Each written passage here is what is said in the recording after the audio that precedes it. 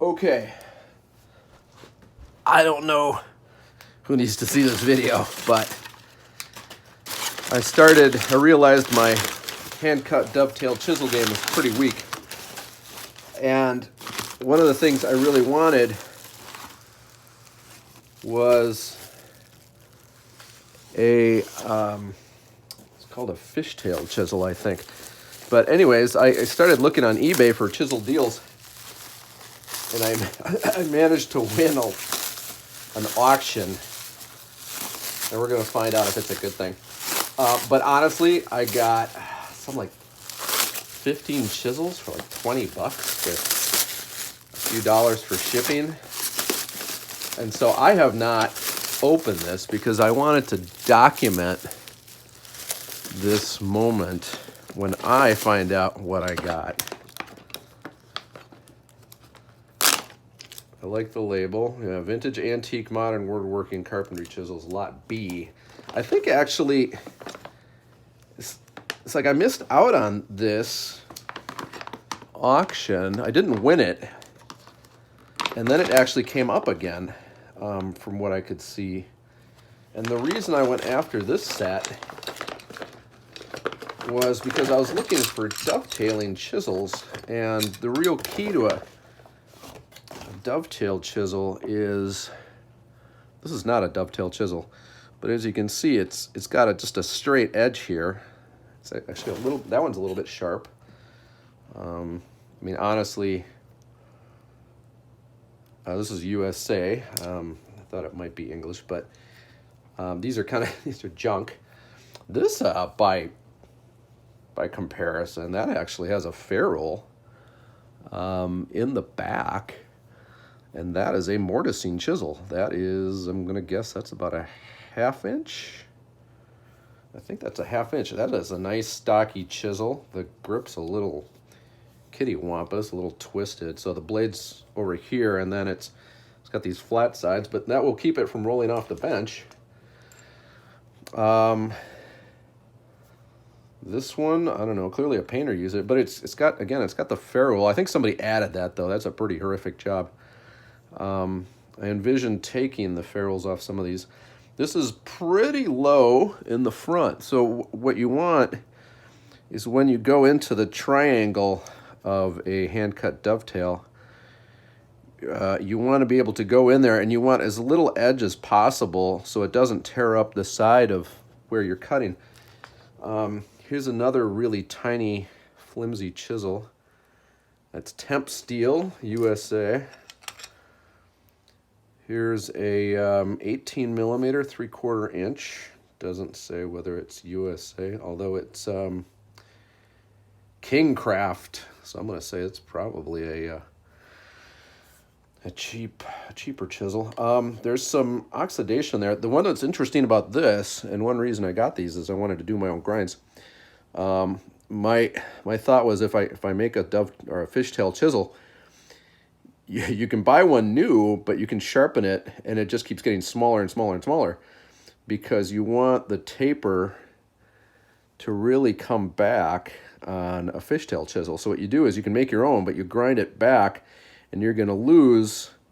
It's never going to be as wide as what you started with. And so the idea with a fishtail chisel is you're getting into, let's see, you're going into that pocket. So you have the dovetail, it's angled in, and you can come in here and you can cut that flat area in there, and you can kind of reach into the corners a little more easily. This one, what I'm thinking is, you'll see that it has a pretty sharp angle here. So by comparison with the mortise chisel, it needs to be pretty strong. This is laid way back, and what that would be good for is I keep that grind, I straighten it out, and then that's actually really good for cutting soft woods. So if I'm doing pine or something like that. Here's a pretty heavy one. This is an Irwin Marples, 19 millimeter. It's an old school. Actually has an impact plate in the back. So I mean, it needs to be straightened out and stuff, but this is it's probably decent steel. This is an unmarked chisel. This could be a good candidate for a fishtail chisel. It's decent width. That's probably about a 5/8. I could trim that back and then grind these edges down. This looks like a kid's chisel. It's pretty wide. It's almost like a Japanese chisel. If I grind this out, I could actually get a nice Japanese chisel style effect. Here's an unhandled chisel. That's a socket chisel. That's interesting. I bet that is an older piece of steel.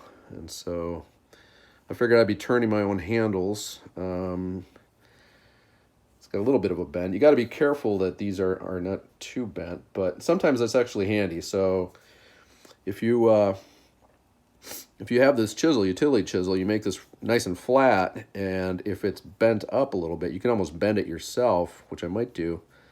It seems like softer steel.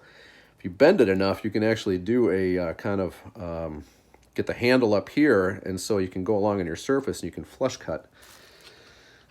This one just looks like a cheap busted chisel. It looks like an old Stanley or something. So I will finish breaking off that handle, and that might be another good fishtail candidate. That's plastic, so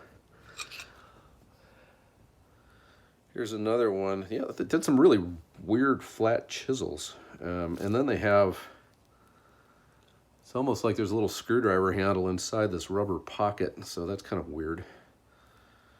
But I'll take a look at that, figure out what I want to do with that. This one, it's got a little extra bevel. So that's a very severe angle. Normally they're more like this, and this one's got an angle, cutting angle like that. So again, good for softwoods, and it's very thick. So that's kind of interesting. This one's very shiny. That is a Craftsman, and the back is polished, so I wonder if it's just that chromed or that flat. The edge doesn't seem very impressive. It looks like it's chrome plated, but it's the chrome is kind of peeling off, so I don't know how brittle that steel is. We'll find out. And then lastly, wow, here's another weird one. It's like a Bakelite handle.